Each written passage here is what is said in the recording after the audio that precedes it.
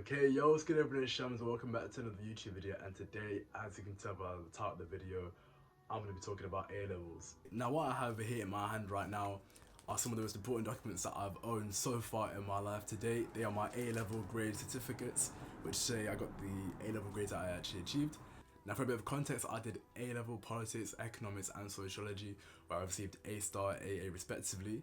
And in this video I'm going to be talking about a few tips and tricks which helped me to get those grades, and hopefully you can kind of get similar grades, if not better than the ones that I got myself. I know that there are some of you watching right now who are in year 13, a big year going into January soon. It's kind of crunch time really, so I thought this could be a useful video for all of you watching. So of course I'm going to be talking about these tips from my own personal experience, and hopefully this can help you in your A-level journey. So make sure you guys like the video, get this video to 20 likes as a minimum. Make sure you smash the subscribe button as well. And without further ado, let's get into the video. Okay, so tip number one that I would recommend doing is making sure that you stay organized. It's a very simple tip, but it's a tip that a lot of students will not pick up on, maybe only until later on in their final year of college. Now, when I say stay organized, I mean make sure you know all the revision topics that you need to cover, what is coming up in your final exam, how many exams are you actually doing. Of course, some subjects do only one exam, some might do 2 or 3. For example, for me, all 3 of my A-levels had 3 exams each, so I sat 9 exams at the very end of my second year at college. Make sure you know what topics come up in which exam, of course, because you don't want to be revising the wrong topics for the wrong exam dates. That's not really ideal. Make sure that you're going over the new content that you've looked at, as well as the content that you've done in the previous year. Of course, in second year of college, you're still learning new content up until probably like Easter time, I'm assuming. Well, that's how it was for me anyway. And also make sure that you're looking at the content that you covered last year as well, because you don't want to forget that going into your final exam. Now, one thing that I would highly recommend for all of you guys who are going through your A-levels right now is setting up some form of revision timetable or revision planner. Something that I did during my GCSEs and my A-levels as well. It really helped me moving into the exam season, the really crunch period of your time at college.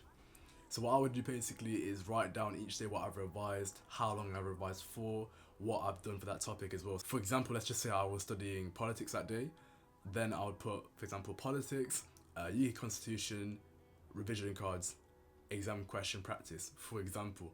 And that's what I'd put for that day. Then I'd make sure that I would do that for every single day that I've revised for, just because it kind of helps you to keep track of what you revised on what days, what topics you may need to cover again, what topics are a bit shaky on, and which topics that you feel really secure on and you feel confident going forward. Okay, so my second point of advice I'd give to you guys is regarding the actual exam itself. Now, it's kind of 2 points fused into one. So number one, I would say make sure you know the mark scheme inside out. So one thing that really helped me was that I kept looking at the past papers for each of my A-levels, because a lot of these exam boards will kind of just copy the same format for the questions for each year. So although the questions will not be identically the same, that's never going to happen, right?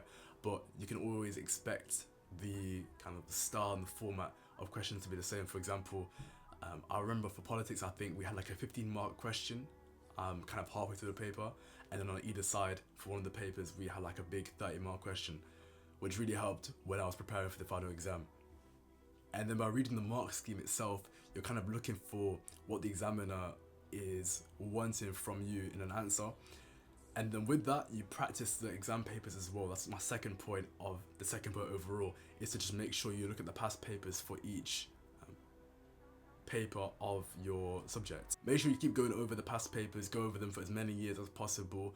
I think a lot of exam boards kind of jigged their exam format in around 2017, so make sure you look out for that as well. It may vary depending on your subject and the exam board itself, but one thing I would do, for example, is to look at past papers.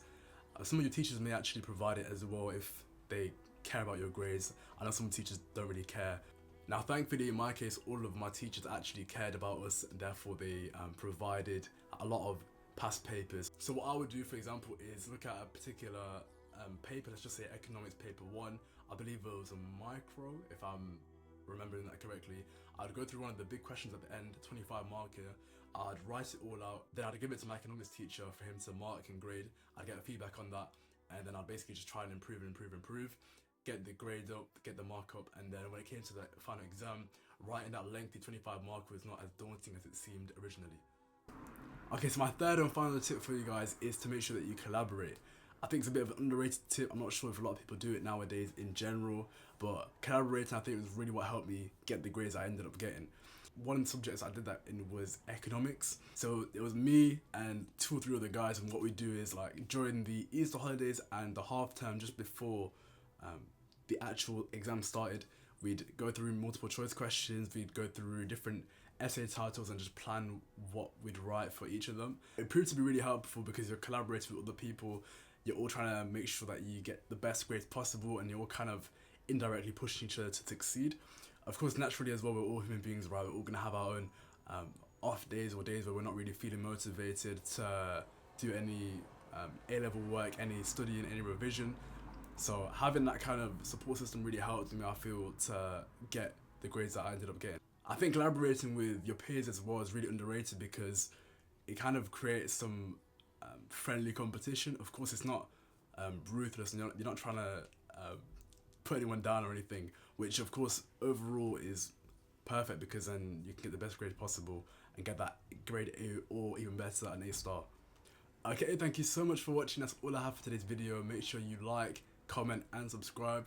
Let me know down below in the comments if there's anything that I've missed, what you think about my tips. If you're someone who's past that A-level stage, maybe you're a uni student or you're doing something completely different now, what kind of tips would you give to someone who's a A-level student at the minute?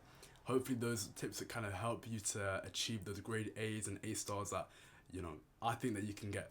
But as I said, thank you so much for watching, and I'll see you all next time.